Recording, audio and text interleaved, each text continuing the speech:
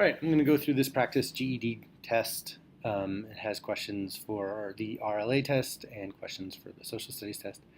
One thing to keep in mind is that if you are taking this on Schoology, you'll notice that the answers are randomized, that the ABCDs don't line up. So pay attention to the answers and not the letters so much. All right, here's how I would do this to arrive at the right answers. Question 1, what statement about the 1969 Apollo 11 moon landing is the best example of propaganda? So in order to get this right, it makes it a lot easier if you know what propaganda is. If you don't, you can still kind of maybe get it right. If you read through all of the answers, you'll see that one of them sounds differently than the others. Three of them sound like historical facts. They just sort of sound like something you would read in a newspaper. And one of them sounds like something different, as if it's like trying to get you excited or use emotion. And that one is this B one here. Watched live by 600 million people, the moon landing proved that the United States could accomplish any scientific goal it set out to achieve, no matter the odds. That sounds like a movie line, like it's trying to get you to watch a movie about the Apollo 11 moon landing. And that's what propaganda is. Propaganda is usually state-sponsored media that tries to convince you of something, tries to get you to believe in the government. All right, so question number 2. Before I even read this chunk of stuff, I'm going to look at what the question is. There are 4 questions here. The first one is, what does, in the following paragraph, the line from paragraph 5, what does the word distend mean? And that's easy if you already know what distend means. If you don't, you have to figure it out from the context. I'm not going to, if you need to take time to read this text, feel free to click on the link and read it, or find it in Schoology and read it and pause this video. So the line is, it is a mistake to think that the little room has elastic walls and can distend to any extent. Let's pretend I don't know what distend means. I'm going to go through these and eliminate the ones I think just don't make any sense. So disappear to any extent, that doesn't really fit. That doesn't make sense. Collapse, I think the key word here is this elastic. So that doesn't have anything to do with disappear or become transparent. It might have something to do with collapse or expand. And I think if you read the whole sentence, like you think about what this paragraph is trying to do here, you can see that distend means to expand. But if you can eliminate it down to collapse or expand, you can sort of at least get 50-50 shot of getting it right here. Question 3, which of the following words best describes the narrator's feeling towards the ignorance of Sherlock Holmes? So this sort of requires you not to just know what words mean, but to sort of pick up on the sense, figure out what the main idea is. And if there are a couple of key sentences that will tip you off. The first one of the whole thing here is, Sherlock Holmes's ignorance was as remarkable as his knowledge. So what's the feeling towards his ignorance? Well, it's remarkable. So which of these words would fit with remarkable? Uncertainty? No. Relief? Astonishment? Maybe. Relief? Maybe. Anger? Probably not. So it's probably B or C. If we keep reading, you see this line here, you appear to be astonished, he said, smiling at my expression of surprise. That's sort of the key, is astonishment. That Watson in this line, in this little excerpt, is amazed that someone so smart, Sherlock Holmes, could be so ignorant and stupid about things he doesn't care about. Which literary device does Conan Doyle use in paragraph 5 when he writes, you see, he explained, I consider that a man's brain originally is like a little empty attic. You have to stock it with such furniture as you choose. So if you happen to know what these words all mean, this will be very easy. And if you don't remember from your 8th grade English class or whatever, the best you can do is find ones you do maybe know and get rid of them if they don't fit. So what he's doing here, I consider that a man's brain originally is like an empty attic. That's the literary device. Something is like something else. So if you remember, or if you ever learned, that's an analogy. That's when you compare two things to each other. But if you didn't know, personification is also a comparison, but it compares something to a person. So, like, that tree is waving its branches angrily in the breeze, is sort of like personifies the tree. It makes the tree seem like a person. And there's nothing, it's sort of the opposite here. He's taking something about a person and making it, comparing it to an empty attic, which is, so that one's wrong. Onomatopoeia, that's the one where like the sound of the word is what it describes. So like, you know, bam, the gun went off. That's onomatopoeia. And illusion, these analogy and illusion would be the two left standing. Illusion is a reference to something that happened in history or in another book or something, and that's not what's going on here. So the answer is analogy. That one is tough if you don't know what these words mean. Which best explains the overall purpose of this passage? All right, this is a main idea question. What's the main idea here? So let's see if we can eliminate some. To show that Holmes is naive, well, you need to know what naive means, and naive means like foolish and like not very smart. So in some ways he is naive, but it also talks about how smart he is. So this one, that's like a maybe to probably not, but we'll keep it in the running. B, to show that Holmes is an unusual man who is focused on his work. That sounds pretty good, because it's unusual for someone to be so smart and also so stupid in other ways. To examine the accuracy of disputed scientific theory, no, that's not right. It doesn't really talk anything about scientific theory. And to contrast the narrator's intelligence with Holmes's foolishness, no, because it has nothing to do with the narrator being intelligent or not. So it's either A or B, and B is a stronger answer. All right, examine the chart below and then answer the following two questions. I'm not even going to look at the chart or this table. I'm going to look at the question first. Based on the data in the graph and the chart, which outcome would be most likely for President Trump's party if the midterm elections were held 6 months into his term? Okay, so the graph and the chart. Let's sort of try to figure out what's going on in the graph. This is a pretty simple chart that tracks the approval rating, how Americans approve of the job that their president is doing. This dark green one here is what Americans thought of Obama over the first 6 months, and you'll see here is about 50%. So he was like more than half of the people thought he was doing a pretty good job.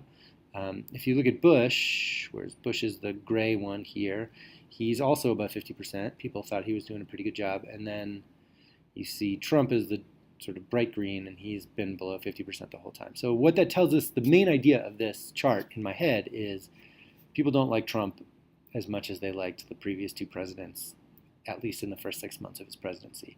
Now, what's this chart talking about? What's this table? Well, it shows you what the president's approval rating prior to midterm, and it explains up here what that means, just before the midterm elections, as well as the number of seats gained or lost by Congress. I guess it doesn't really talk about what a midterm election is. Well, I don't think it's essential for getting this question right. If you happen to know what a midterm election is, that helps. It's some kind of election. It happens, if you happen to know, it's a president is president for 4 years. This is the election that comes 2 years into his 4-year term. So you can see it's listed in order of approval rating right before this election. So the most popular was President Clinton in 1998, and before that was Reagan. They were pretty popular. 2 out of 3 people liked Clinton in 1998. All the way down to Harry S. Truman, who 2/3 of the people didn't approve of his job. And then based on, like, there's a connection, I think, between how popular they were and how many seats in Congress their party gained or lost. So Clinton was a Democrat, and he was very popular. And in his midterm, the Democrats gained 5 seats in Congress. Reagan was also very popular, but he lost 5.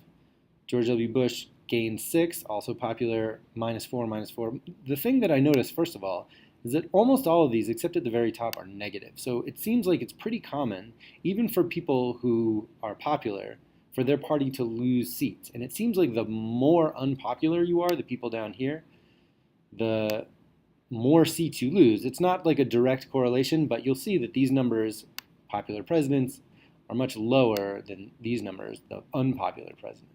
So that seems to be the main idea. What does mean and, I don't know, standard deviation is probably what the ST means. I thought saint deviation. I have no idea. I'm not a mathematician. I would guess this is probably mean is average, and standard deviation is, I don't know. But that's math. That's beyond the scope of this. This is a very social studies question. So based on the data in the graph and the chart, which outcome would be most likely for President Trump's party if the midterm election were held 6 months into his term? So we know what his approval rating is 6 months into his term. It's like here, it's like 40 something. So let's go down and look at the chart. Somewhere in here, look at all these numbers, minus 11, minus 53, minus 63, minus a lot. So President Trump's party will lose more than 20 congressional seats. Yeah, the only one where that's not true is Carter, who had 49 up here, and Trump is below 49. So it looks likely he's going to lose more than 20 seats. You can eliminate the two gain. He's not going to gain anything because only the two of the three most popular presidents ever at the midterm election gained any seats at all. So it's either going to be A or B, and it looks like he's going to lose a lot. I guess we'll know the answer to that in 2018 November. According to the table, who was president when his party lost the most congressional seats in a single midterm election? Okay, well, that seems like the question is asking, look to see which number is highest. Who lost the most? That's the biggest number. And the answer is Obama. What do you know? So even though this was Obama's second term. So in his first term, where was he? Oh no, this was his first term. His second term is not on this list. So the answer is D, Obama. Okay, so here's the passage. We're going to read about, this is a typical RLA question.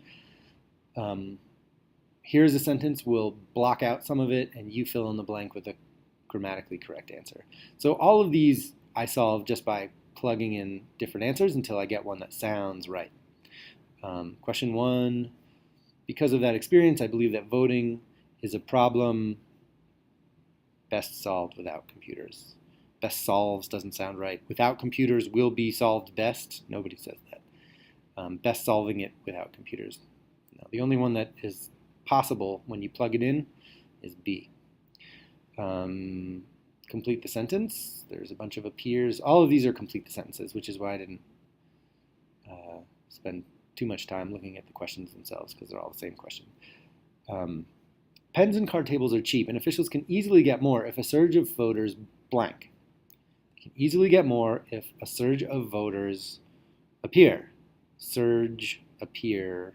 No, because surge, that's close to right, but it's not. Because in the sentence, the key here is a surge. That's like the noun, like a lot of voters. If it doesn't really make sense, you can switch it with another word that means the same thing. So, and officials can easily get more if a lot of voters. No, that actually, a surge of voters is a little different than a lot. Will have appeared, that's not right. Appearing is not right. It's either appear or appears. And does a surge appear or does a surge appears? Get more easily get more if a surge of voters, a surge appear. No, a surge appears because it's singular. It's actually treated grammatically the same way as if the word instead of surge were he. Officials can easily get more if he appears because it's a single unit, a surge of voters. That's tricky because voters is plural, but the surge is singular. Okay, we're getting a little bit too deep into it. If you can narrow it down to appear or appears, you have a 50-50 shot, and that's going to increase your score if you can do that. It happens to be C, appears. Choose the option that correctly completes the sentence referenced above using formal standard English. Okay. This is the system. This system is the most open source of all. Anyone can understand it. Anyone can participate in it. Blank. So I'm going to guess it has anyone. It's going to start with these two words. Anyone can. Or and anyone can. And any. That's the only one. Anyone can supervise it. It's got to be this one because there's something in English grammar called parallelism, which means that when you start a sentence a certain way, you have to finish it that same way. You can't like change your mind and make the sentence about something else halfway through. So it's an anyone can sentence, and the only anyone can sentence is A here. All right, parakeets. Skipping this. Again, feel free to pause and read the actual stuff, but don't read it until you've read the question. Let's read the question first. How does paragraph 4 relate to paragraph 1? All right, what's the connection between paragraph 4 and paragraph 1? So I'm going to reread paragraph 1, which sort of lays out the problem, what's going on in Hawaii. It's this sentence here. They have caused problems by damaging farm crops. Sort of missed that. There we go. And paragraph 4 talks about the idea behind invasive species. It's like this is why invasive species, or what invasive species can do. They can spread quickly and damage native species. So paragraph 4 contradicts a key concept in paragraph 1. No, there's nothing that contradicts anything. It doesn't argue against anything. It develops an argument presented in paragraph 1. That's a maybe. That's not a terrible answer. It's not a bad answer at all. Paragraph 4 identifies the causes of the problem. Identifies the effects of the problem. Well, the effects, does this talk about effects? No, it's more like the effects would be in paragraph 3 when he talks about, or paragraph 2, excuse me, when he talks about like the lychee and papaya and passion fruit are all being eaten by the parakeets. So it's not an effect. It explains a cause of the problem presented in, well, so the problem is that native plants and crops are being damaged, and this explains how invasive species work. So it could be talking about the underlying cause of the problem. So it's either going to be B, develops an argument, or explains the underlying cause. And to me, D, this last one, is a more specific answer. There isn't really an argument in the first paragraph. It's just sort of describing what's going on. It doesn't say like this needs to be fixed or this is how we should fix it. It just sort of like tells you what's going on. So it's not really an argument. So it has to be D. What's the main idea inferred from paragraph 5? Okay, so paragraph 5, state legislature has allocated $75,000 to use nets and sell them to pet stores, and if catching isn't enough, the state may resort to killing the birds. So Hawaii's pest control initiatives have been effective. Nope, it's definitely not right. The geographic isolation of the Hawaiian Islands creates unique challenges. Maybe. I mean, that sort of can be inferred from an inference, it's like 2 steps down the road, but it's not, I'm not going to get rid of it. This is like also going to be a maybe. Rose-ringed parakeets pose a meaningful threat to the people and plants of Kauai. Yeah, I don't really have anything negative to say about that one. That seems like kind of, they're about to spend $75,000 and they're willing to kill birds. So that's a maybe. And then Hawaiian state legislature has both the money and the willpower to address the problem. That's almost, I feel like that's pretty close to right. That's also kind of a maybe because it says they have $75,000, but it doesn't tell me that, like, what if it costs $1 million? And it doesn't say that the Hawaii state legislature has the money and the willpower to address this doesn't tell me that they've solved the problem. And this D here suggests that the problem it's being handled. And I'm not sure it's being handled based on this. This is just sort of like, it's a big problem, and they're trying to do something. The state may resort to doing it. So B doesn't the geographic isolation creates unique challenges. That doesn't, I mean, it talks about money, what they're going to do. It talks about money, and it's not really directly correct. This one here, I think, is the most correct. It does pose a meaningful threat, and that the evidence is that they're willing to spend money and kill parakeets. All right, identify the two statements that would be essential to a summary of the article and the two statements that would not be essential to a summary of the article. So either not essential or essential. Which of these are essential and which of these are not? Invasive species pose a risk to the livelihoods and the farmers of Kauai. That seems essential. That's like, you can't, a summary, you can't just summarize this without talking about how it's dangerous, that there's, and lousy and annoying, and it's a serious problem that there's so many parakeets. While some people enjoy parakeets, others want them captured and sold as pets. That does show up in the text, but it doesn't, is that essential to a summary? No, I think it's on the periphery. It's on the sidelines, the margins.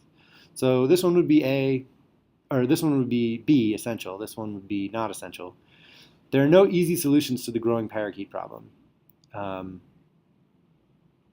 That's closer, that's not quite as obvious as number one, where it's definitely essential, or number two, where it's definitely not essential. But I'm going to say that that's essential, that there's no easy solutions, because it talks, I mean, they spend paragraphs talking about, you know, here's, they're trying to like pay for this guy's nets, and then they're allocating all this money, but they haven't solved it yet. So that seems probably like an essential main idea in here. Hawaii is spending a lot of money to tackle the problem of invasive parakeets. Maybe, no, that's not really, that's not essential to a summary, because, again, we have no context. $75,000, that's a lot to pay me to do stuff, but is it enough to take care of the problem? I mean, you know, when there's an accidental spill of nuclear waste, it costs millions and millions and millions of dollars. So is that a lot of money? I don't think, that's not a main idea here. That's like maybe a kind of side idea. All right, 3 questions about Africa and colonialism. Again, go ahead and read this if you haven't read this. I'll still be here after you pause it.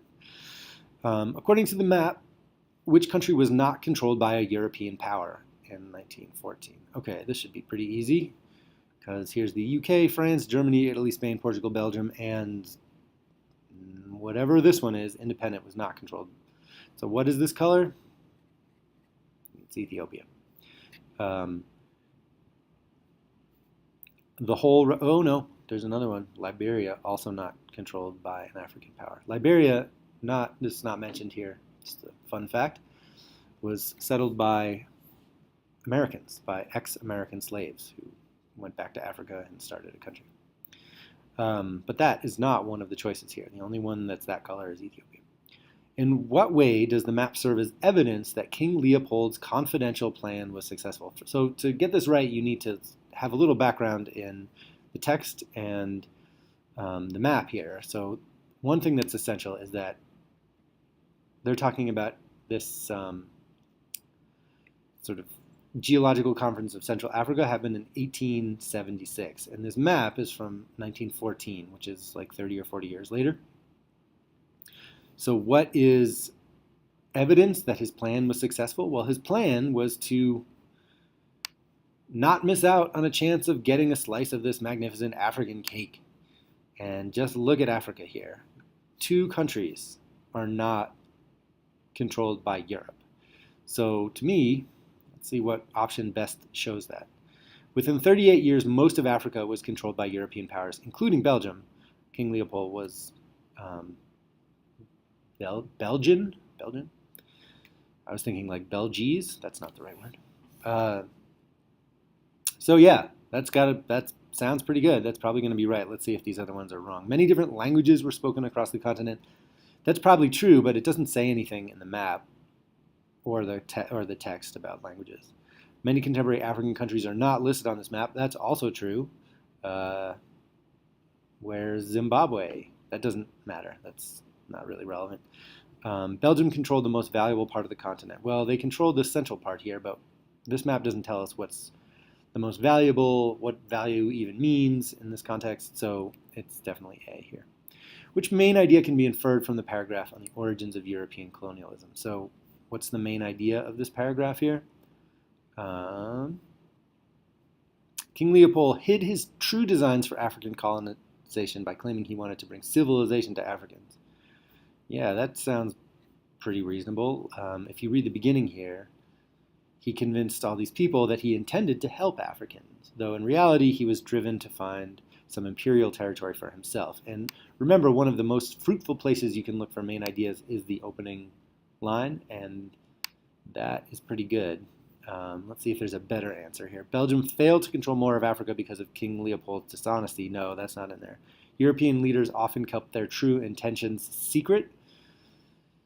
It's definitely true of King Leopold, but I don't think you can make the leap that it's true of all European leaders. I mean, it might be true, but it's not in the text here. King Leopold created an international African association to ensure that Belgium had the legal authority to occupy African land. That's actually not a bad guess here, because he does sort of set up this geological conference to hide his true intentions. But yeah, the group founded a charitable organization, the International African Association, with Leopold as chairperson. But he used its name as a shell and cover for his private ownership. But is that the main idea about the origins of European colonialism? I think A is a better answer than D. If you can narrow it down to A and D, you're in good shape, but A is a better answer. All right. And finally, to the last two questions. These are both very difficult, I think. What happens if 51% of Congress votes that the president is unable to do his job? Well, does it say anything in here about 51% or half and half? 50% majorities? Do you see any majority words in here? No, there's nothing in the amendment itself. And this, I mean, this right here is actually from the Constitution. This is the text of the amendment, so it's going to be really dense and hard to read. This one is from an article about what to do when your president loses his mind. And I'm basing that on the titles here. Unhinged means like, you know, lost his marbles. So what happens, what I'm looking for when I see this is any sort of percentage, or maybe that's going to help us. I see a majority vote of both houses of Congress. So that could be having to do with this, but it's talking actually about when there's a vacancy in the office of the vice president, the president shall nominate a vice president who shall take office. So when the vice president needs to be confirmed by a majority of both houses of Congress. Okay, that's not actually voting on the president. That has to do with the vice president. If Congress determines that by 2/3 vote of both houses that the president is unable to discharge the powers and duties of his office, that's what this means. President is unable to do his job, that's like translation. He's unable to discharge the powers and duties of his office. So it says here that Congress needs to vote with a 2/3 majority in order to do something. Well, what if it's less than that? Let's find out. A second vote is held among members of each house. No, it doesn't say anything about that. The president continues in his job as president?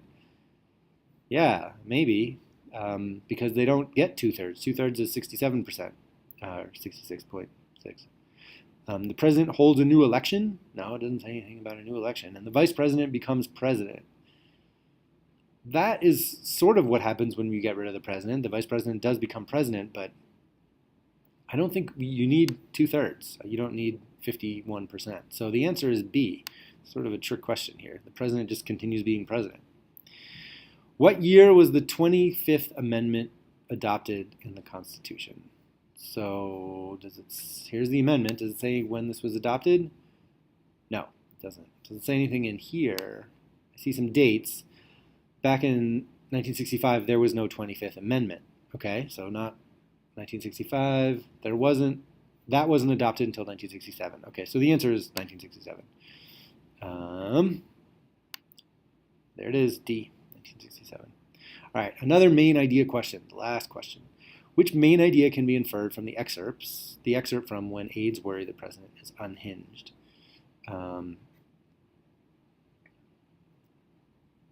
So it doesn't, unlike the last King Leopold stuff, it doesn't really give you the main idea here. this paragraph is sort of like context, what was going on when Lyndon Johnson was president, and some of his aides started to worry that he was losing his mind. This is in 1965, and there was no mechanism to constrain the president from turning his dark fantasies into policy if he'd wanted to. So there was nothing to stop a president if he wanted to do crazy things in 1965. This amendment was adopted in 1967. The fantasy of a... You need to get...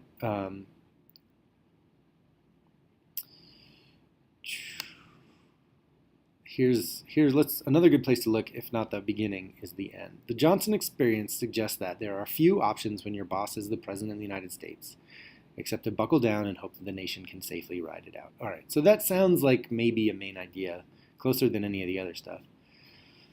So, which main idea can be inferred? A vice president has considerable power to remove a president. No, he doesn't. It takes a vote of Congress or all of his cabinet members doing something. The steps to remove a president have changed over time. That's true. This does talk about 1965, there was nothing, and then 1967, there was something. There was the 25th Amendment. So that's a maybe. B is a maybe. It has been and continues to be very difficult to remove a president. That seems pretty close to what's going on in this last paragraph here. You have few options if you want to remove a president. You're just kind of like forced to cross your fingers. Most people don't want to remove a president from office. Maybe that's true, but that's not anywhere in the text. So A and D are wrong. It's B or C. Which one is better? I think it's C. B is more, there's more of like an opinion here in what I'm reading. Like this is, someone's trying to make me believe their opinion. There are a few options when your boss is the President of the United States, except to buckle down and hope you can ride it out. And of the two, B and C, which is more opinion-based? It's this one. It's difficult. Someone's trying to convince me that it's difficult to remove a president. Not just that like things have changed, but that it's hard to do it. All right. I hope that wasn't too tedious. As you go through this, just remember some basic principles, which are read the question first, use process of elimination every time you can, and try to develop your ability to get main ideas. If you can get the main ideas of a map or a text, that's going to help you. You'll notice a lot of these questions have to do with main idea. So that you can look at a random chart of numbers and letters and figure out that the main idea is, in this case, the less popular you are, the more seats your party loses in the midterm elections. Okay, hope this was helpful. The end.